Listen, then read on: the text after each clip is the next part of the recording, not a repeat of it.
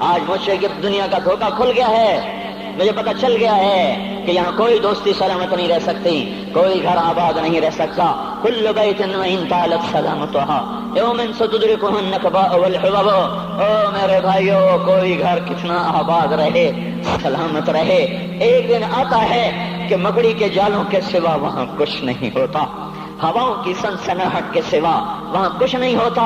اللہ کا واسطہ دیتا ہوں، فیصلہ آباد سے دھوکہ نہ کھاؤ، اس کے بازاروں سے دھوکہ نہ کھاؤ، ہوش میں آؤ، ہم غلط جا رہے ہیں. اور میرے بھائیو، اگر مر کے اللہ کے پاس جانا ہے تو اس زندگی سے واپس آؤ، واپس آؤ. میں اللہ کا، اس کے رسول کا واسطہ دیتا ہوں. اگر مر کے کہیں اور چلے جانا ہے، اگر مر کے اللہ کے پاس نہیں جانا، یہ اللہ کے رسول کا سامنا نہیں ہے، جو مرضی کرو. پھر ہم بھی چھوڑیں، اب ہمیں بھی کچھ سمجھاؤ. ہم کیوں بول بول کے گلے کی ایک ایک رگ میں درد اتار بیٹھے؟ گھر چھوڑ چھوڑ چھوڑ چھوڑ، سارا وجود ہڈیوں میں درد اتر گیا ہے. تو کچھ ہمیں بھی راستہ بتاؤ کہ یہ راستہ ہے، اس پہ موج میلہ بھی ہوگا، اللہ بھی نہیں ملے گا. آؤ ہم سب پھر ہم بھی مل کر تمہارا ساتھ دیں. ہم کیوں ایسے کھاری اٹھائے ہوئے در در کی ٹھوکریں کھاتے کر رہے ہیں میرے بھائیو؟ اور اگر ایسا کوئی راستہ نہیں ہے، اور میں بتا رہا ہوں کوئی نہیں ہے، کوئی نہیں ہے، کوئی نہیں ہے، میرے پاس کوئی مضمون نہیں بیان کرنے کو.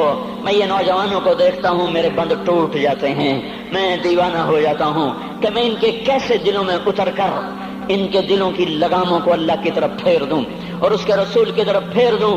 یہ جب گانے بجانے میں ڈوبتے ہیں، جب یہ رقص گاہوں کو چلتے ہیں، جب یہ تاجر غلط تولتے ہیں، اور جب یہ بینک سے قرضے لے کر لمبے لمبے نظام بناتے ہیں، پرائز بانڈ خرید کر دعائیں مانگتے ہیں، اللہ میرا بانڈ نکل آئے. او میرا بھائی، تجھے کیا ہو گیا؟ تو جوئے پر دعائیں کر رہا ہے کہ یا اللہ میرا بانڈ نکال دے. میں کیسے ہوش میں لاؤں؟ میں تو خود مدہوش ہو چکا ہوں. میں تو صدمے جیسے آدمی کو پاگل کر دیتے ہیں، دیوانہ کر دیتے ہیں. وہ دیوانگی کی کیفیت ہے کہ کوئی سنتا ہی نہیں، کوئی مانتا ہی نہیں. 4 دن کے تھوڑی دیر کے لیے ہائے ہائے کرتے ہیں، پھر وہی ڈگر، وہی راہیں، وہی غفلت، وہی صبحیں، وہی شامیں.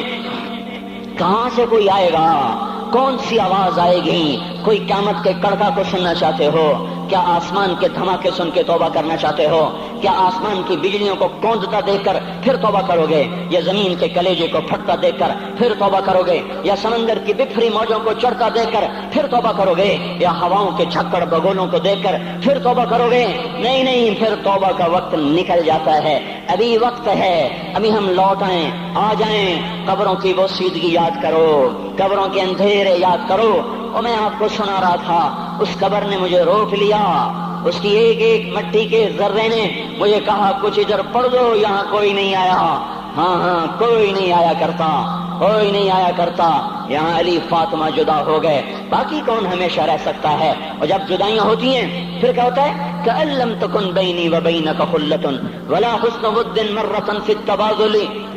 پھر ایسا ہوتا ہے جب جدائیاں ہو جاتی ہیں، پھر یوں ہوتا ہے کہ جیسے کبھی کوئی آیا ہی نہ تھا، کوئی مل بیٹھا ہی نہ تھا، کوئی ماں نہ تھی، کوئی باپ نہ تھا، کوئی بھائی نہ تھا، کوئی سنگی نہ تھا، کوئی ساتھی نہ تھا.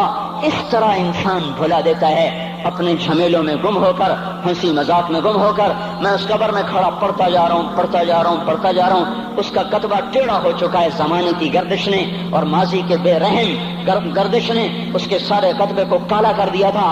مجھے تجسس ہوا، میں دیکھوں یہ ہے کون جس کی قبر نے مجھ جیسے اجنبی کو رونے پہ مجبور کر دیا اور مجھے کھڑا کر دیا. میں قریب ہوا، میں نے جھاڑا تو پر لکھا ہوا تھا اللہ اکبر، رستم ہند امام بخش. رستم ہند، جس کے لیے مہاراج قالین بچھاتے تھے، جس کو ہاتھیوں پہ سوار کروا کے لایا جاتا تھا، جس کے آگے پیچھے ڈھول بجتے تھے. اور جیسے آج کل یہ کرکٹ کے کھلاڑیوں کے آگے پیچھے خلقت ہوتی ہے، یہ وہ دور تھا جب پہلوانوں کے آگے پیچھے خلقت ہوتی تھی. آج اس کی خبر ویران ہو کر کہہ رہی ہے کوئی ادھر بھی تو پڑھ کے جب چلتا جائے، کوئی یہاں بھی تو کچھ تحفہ دیتا جائے.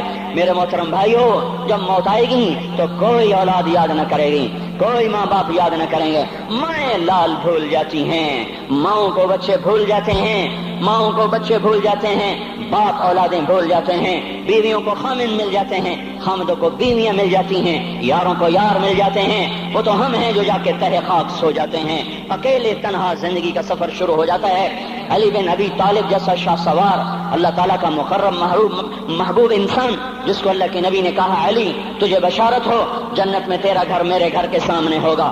اتنی بڑی بشارت علی تجھے مبارک ہو، جنت میں تیرا گھر میرے گھر کے سامنے ہوگا۔ اتنی بڑی بشارت کا لینے والا، روزانہ کی رات کی فریاد، مجھے تو پتہ نہیں کہ میرا یہ بیان قبول ہے کہ مردود ہے، آپ کو پتہ نہیں آپ کی آمد قبول ہے کہ مردود ہے۔ آج 25 روزے رکھتے ہوئے ہو گئے، کچھ پتہ نہیں اللہ تعالیٰ قبول کرے گا یا رد کر دے گا، بڑی ذات ہے۔ آج تک زندگی میں کوئی ایک عمل بھی نظر نہیں آتا جس پر ہم دعویٰ کر سکیں یہ کام تو میرا اللہ کو بڑا پسند آئے گا اور میری بخشش کا سامان ہو جائے گا۔ ہم فقیر لوگ ہیں میرے بھائیوں، ہماری معیشت اتنی خراب نہیں ہوئی جتنا ہمارا ایمان خراب ہو گیا ہے۔ ہمارا فقیر، اس کا چولہا ٹھنڈا ہوا ہے، ہمیں اس کا درد ہے، لیکن اس کے چولہے ٹھنڈے ہونے کا اتنا درد نہیں ہے جتنا اس کے ایمان کی انگیٹھیاں سرد ہو چکی ہیں، جتنا یہ درد ہے، کیونکہ یہ فقر مالداروں کو بھی حاصل ہے۔